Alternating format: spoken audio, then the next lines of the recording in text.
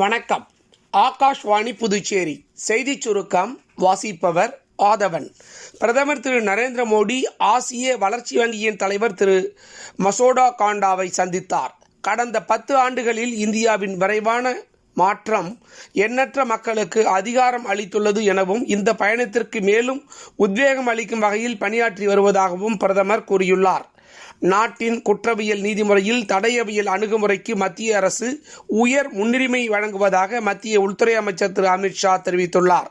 கொல்கத்தா ராஜர்ஹாட்ஸ் 88 கோடி ரூபாய் மதிப்பில் மத்திய தடய அறிவியல் ஆய்வகத்தின் புதிய கட்டிடத்தை திறந்து வைத்து பேசிய அவர் இவ்வாறு கூறினார்.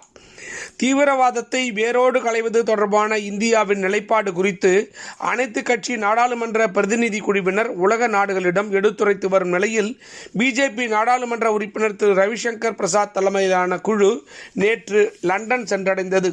பிரேசில் நாட்டில் நடைபெறவுள்ள பிரிக்ஸ் சுற்றுலாத்துறை அமைச்சர்கள் கூட்டத்தில் கலந்து கொள்ள இருப்பதாக மத்திய கலாச்சாரம் மற்றும் சுற்றுலாத்துறை அமைச்சர் திரு கஜேந்திர சிங் ஷெகாவத் தெரிவித்துள்ளார்.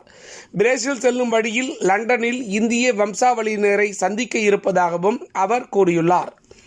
மேற்கு திசை காற்றின் வேக மாறுபாடு காரணமாக இன்று முதல் வரும் 6ஆம் தேதி வரை அடுத்த 6 நாட்களுக்கு தமிழகம் மற்றும் புதுச்சேரியின் ஓரிரு இடங்களிலும் புதுச்சேரி மற்றும் காரைக்கால் பகுதிகளிலும் லேசானது முதல் மிதமான மழை பெய்யக்கூடும் என்று சென்னை வானிலை ஆய்வு மையம் தெரிவித்துள்ளது.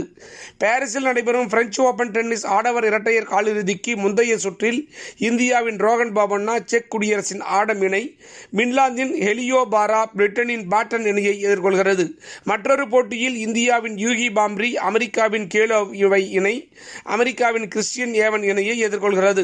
இத்துடன் இந்த செய்திச் சுருக்கம் நிறைவு பெறுகிறது.